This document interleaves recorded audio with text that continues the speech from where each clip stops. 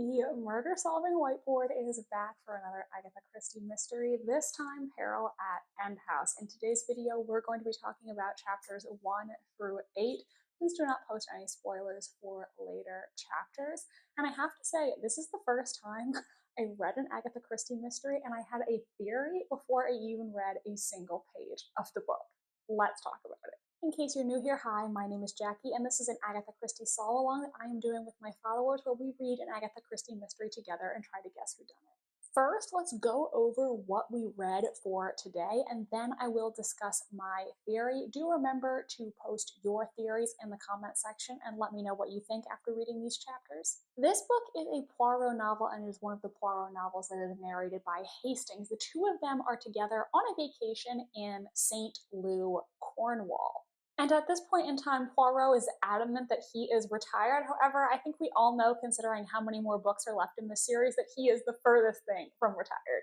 So everything really starts when we meet this young woman named Nick Buckley. She is the center of everything. Her real name is actually Magdala, but she's known as Nick because her grandfather, his nickname was Old Nick, and she became Young Nick, and so that's why everyone calls her that and not Magdala. Nick Buckley lives in this estate on the cliffs known as End House. She inherited it after the deaths of her grandfather and her brother. It's mentioned that her brother died in a car accident. I don't know if that's going to be relevant to the overall plot later, but she's the only member of her immediate family left. One thing that stuck out to me about the description of Nick Buckley when we first meet her is that Hastings describes her as being pretty with an elegant look and, quote, something haunting and arresting, unquote, about her, possibly a hint of recklessness. I thought this was a very interesting way to describe this woman.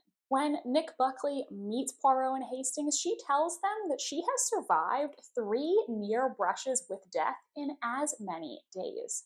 She's kind of laughing this off at this point, though, just chalking it up to her having good luck surviving all these terrible accidents. And she ends up going off George Challenger. They're meeting some other friends for cocktails at the hotel where Poirot and Hastings are staying. However, she accidentally leaves her hat behind, and Poirot says that they should use the hat as an excuse to go up to End House and talk with Nick further. Poirot says he doesn't believe these near brushes with death were actually accidents because examining Nick's hat, there is a very small hole in the hat, a bullet hole. And so it appears that earlier Poirot and Hastings heard something ping off the terrace, but they believe now that this was actually a bullet. Somebody was aiming at Nick while she was talking to them, and they missed. So they end up going up to End House to speak to Nick and return this hat, and Poirot asks her to describe to him these attempts on her life. The first, she says that there's a very heavy picture hanging over her bed, and it fell onto the bed. Had she actually been in the bed at the time, she would have been crushed, but luckily for her, she had just happened to get out of bed to investigate a noise somewhere else in the house. 2, she says that when she was having a morning swim at the cliffs near her house, a boulder was dislodged and almost hit her. Thirdly, something went wrong with the brakes in her car. Luckily, that day when she was driving, she had forgotten something at home and decided to turn back around, so she ended up only hitting the hedge and nothing worse happened.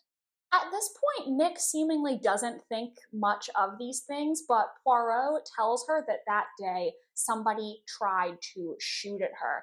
He says that based on the bullet, I think that it was a Mauser pistol. And Nick says, oh, that's funny. I actually own one of those. My dad brought it back from the war, but when she looks in her drawer to pull out the pistol, it is missing. So at this point, Poirot is absolutely convinced that somebody is trying to kill Nick and that today they actually tried to shoot her with her own gun. Nick is seemingly a little more spooked at this point and taking Poirot a little more seriously. He asks her if there is someone that she could get to stay with her just to keep an eye on her for the time being, and she says that she can ask her cousin Maggie. Maggie Buckley is her paternal cousin. She lives up north, and Nick describes her as being like a decent but pretty boring and unintelligent sort of person. She says that Maggie will definitely come if she asks. So now Poirot is on the case, and it is time to look into the people in Nick's life who are potential suspects. Now, earlier we already briefly mentioned Commander George Challenger. He is in the Navy, and Hastings really likes Challenger, thinks he's a decent sort of guy, I guess due to their shared, like, upper class upbringing. You know, they have like a bro vibe, or the 1930s version of a bro vibe. Challenger is apparently in love with Nick. Now, does she actually return these feelings? Debatable. She mentions to Poirot that Challenger has thrown around the idea of them getting married a few times and she hasn't accepted. So he's in love with her, seemingly, though it doesn't really seem like she returns his feelings at this point. With Nick and Commander Challenger that day at the hotel, the people they were having cocktails with are Nick's very good friend, Frederica Rice, who goes by Freddie, and another man who is named Jim Lazarus. Nick and Freddie are very good friends and have been for some time. Freddie actually is married. However, her marriage was loveless and an abusive marriage. Now she has moved on and is in a relationship with Jim Lazarus. Jim Lazarus is Jewish, something which I'm sure Agatha Christie will treat with such sensitivity as these 1930s classic mysteries did. He's Jewish, and he's also an art dealer in London. The two of them are now romantically involved. It also mentions that Jim Lazarus he's really into cars. He has a very fancy car, so possibly he could have known about cars to tamper with the brakes on Nick's. Jim and Freddie are now an item. However, they can't get married because Freddie is still legally married to her abusive husband. She can't divorce him because he's disappeared and she has no idea where he's currently living, so she can't serve him with the divorce papers. Now, Nick says that she doesn't have a great fortune. Her grandfather lost a lot of their family's money, and End House is not in the best of shape. It is a nice house, but it's dilapidated, and so it's kind of a money pit. She says, though, the small amount of money that she does have, in her will, she would leave that money to Freddie, since Freddie is her best friend. Now, another interesting thing about Freddie is at one point when these accidents are brought up to her, she refers to Nick as, quote, a little liar, which is something that I want to revisit in the theory section of this video. On the End House estate, there is also a small lodge, and currently an Australian couple named Bert and Edith Croft are living there. I think they've been living there for about 6 months. The two of them are married, though Bert Croft refers to his wife as mother several times, which is kind of a little odd. Crofts used to be very big travelers. However, they were in a train accident in Italy, which left Mrs. Croft somewhat disabled, so she doesn't really have a lot of movement. She spends a lot of time on the couch. This is the second backstory to involve an accident of some sort, so I don't know if this is going to be relevant later, but let's just put a pin in this. Interestingly enough, Poirot also implies at one point that the Crofts may not be actual Australians. They use a lot of stereotypically Australian phrases, and so Poirot thinks that maybe they're laying it on a bit thick in an attempt to appear Australian when they're actually not. Another one of our suspects is Charles Vyse. I don't know if I'm saying his last name right. I'm just going to say Vyse. He is Nick's cousin on her mother's side.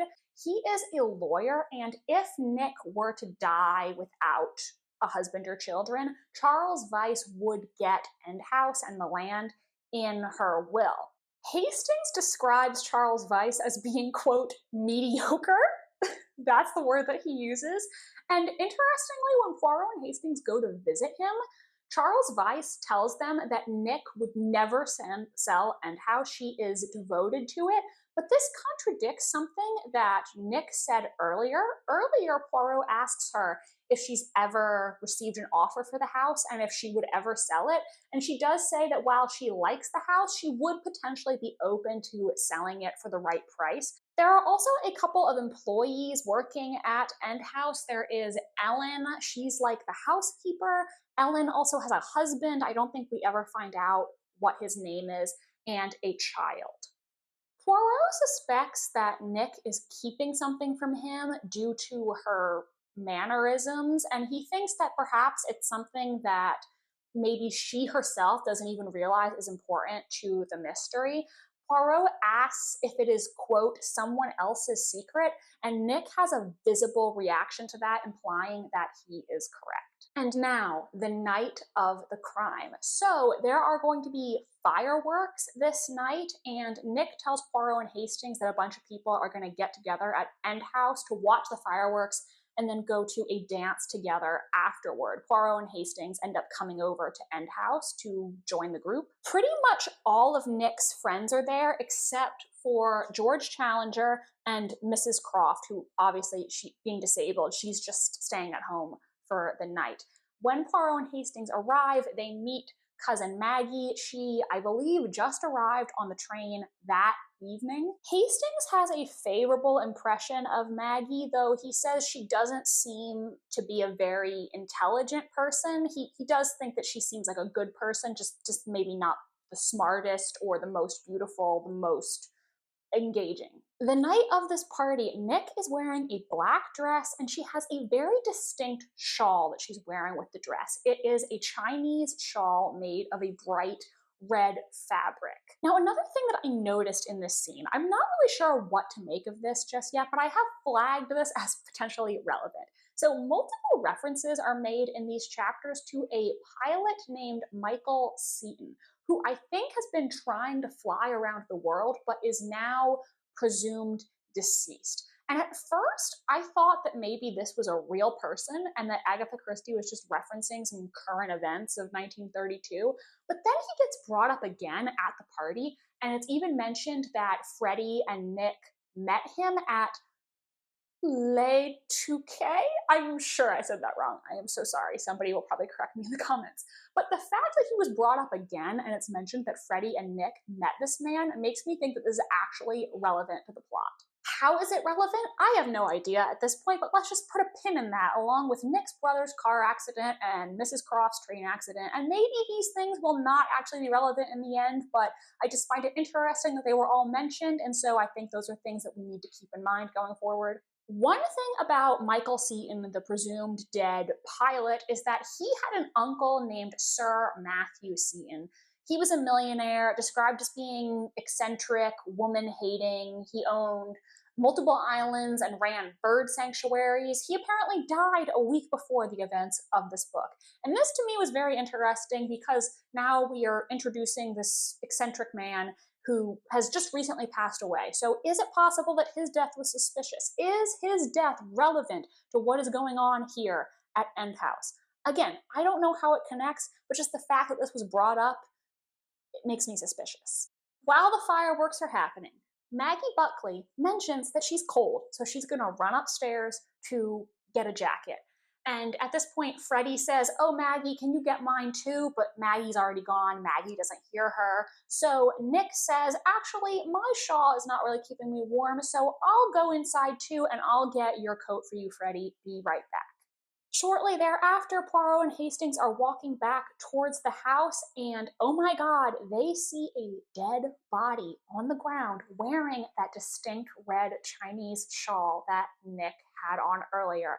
Poirot is so upset, he's like, oh my god, why did I let her go alone? She's dead. But they look at the body, and it's not Nick Buckley. It's Maggie. Maggie's dead, she's been shot, and Poirot and Hastings believe that since she had on the very distinct shawl that Nick was wearing earlier, it was a case of mistaken identity. Somebody shot and killed Maggie, thinking she was Nick. There's also a very weird moment where, Poirot and Hastings are getting the police. Nick has come out while they're standing over Maggie's body, and she is hysterical, can't believe that Maggie is dead.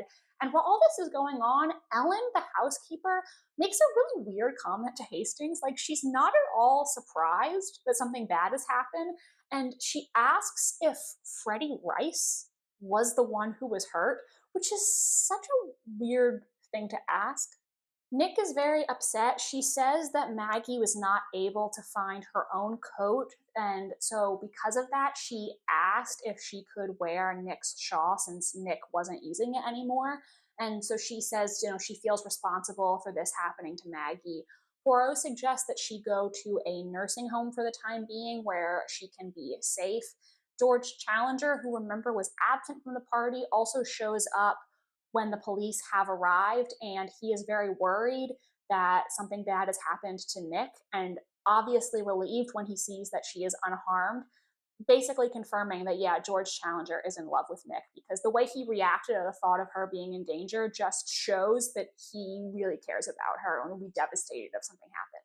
So that's everything that happened in the first 8 chapters, and now let's get to my theory. I developed this theory before I even read a single page, and it was just based on what's on the back of the book. So if this is actually right, I'm low-key gonna be kind of pissed.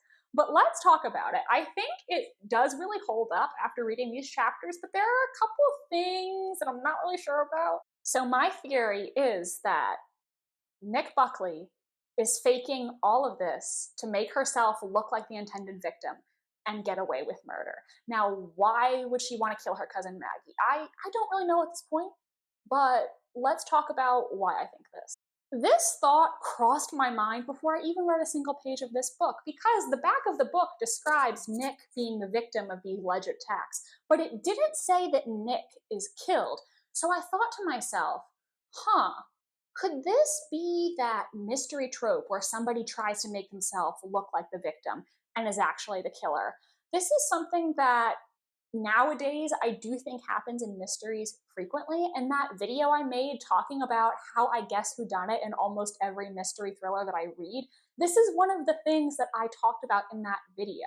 As a voracious mystery reader and a soon-to-be published mystery author, I am telling you that if you're ever reading a book and somebody in the book says, "Oh my God, the killer was actually trying to kill me. I'm so lucky that I survived," or "Oh, poor so-and-so, they were killed in my place," be very suspicious of that person, because 9 times out of 10, they are full of shit. And now, after reading these pages, I do think this is still very possible, because it's not Nick who bites it, it's Maggie. R.I.P. Maggie, we hardly knew ye. Gotta put an X next to her name, I almost forgot. First, let's talk about the reasons why I do think that Nick could be the criminal mastermind here. First of all, these 3 supposed accidents she had, absolutely nobody witnessed them. So how do we even know they even happened? There is a part in this section where Poirot basically says that Nick definitely does not know who Poirot is, because of her reaction when he introduces himself. He says that just nothing registers in her face, so he thinks his name didn't mean anything to her.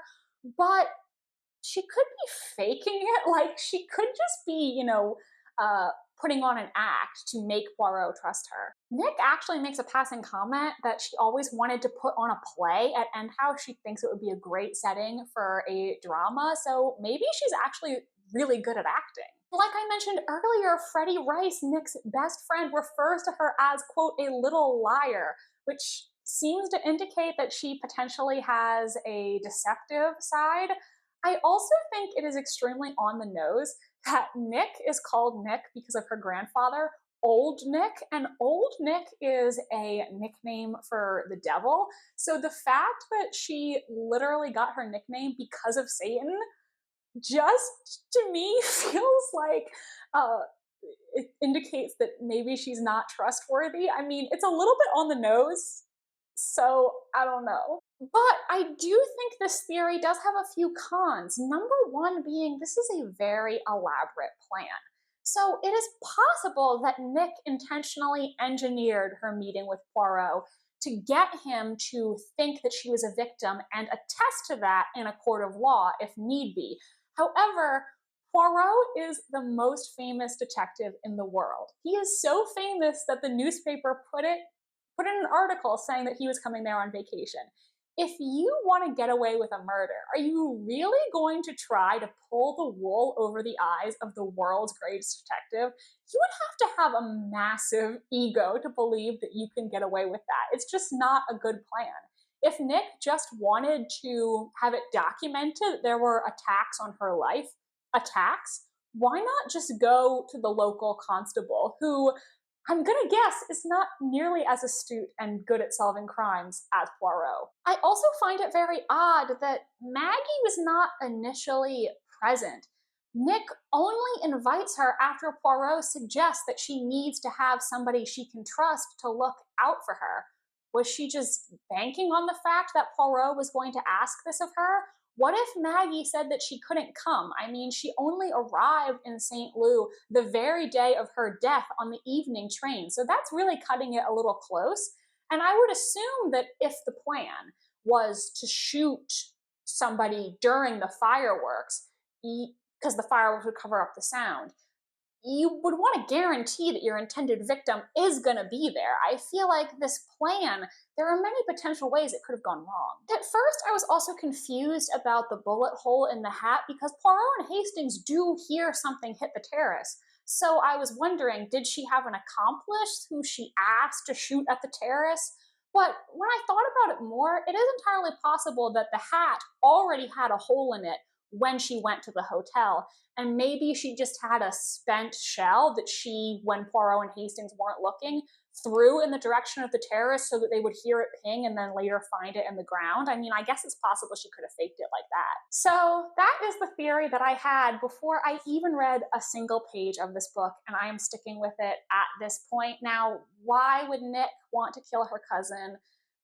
I don't know. How are all these other things relevant or not relevant? Like, for instance, Freddie Rice's abusive husband, the missing pilot who's presumed deceased, Nick's dead brother who died in a car accident, Mrs. Croft who was disabled after a train accident. Are these things relevant? Are any of them relevant? I don't know. So if you read chapters 1 through 8 of Peril at End House, let me know who you think is responsible for Maggie Buckley's murder in the comment section, and drop a devil emoji if you watched all the way through to the end. Here you can watch that video I talked about where I discuss how I guess whodunit in almost every single mystery that I read. Thank you so much for being here today, and I will see you on Sunday for part 2.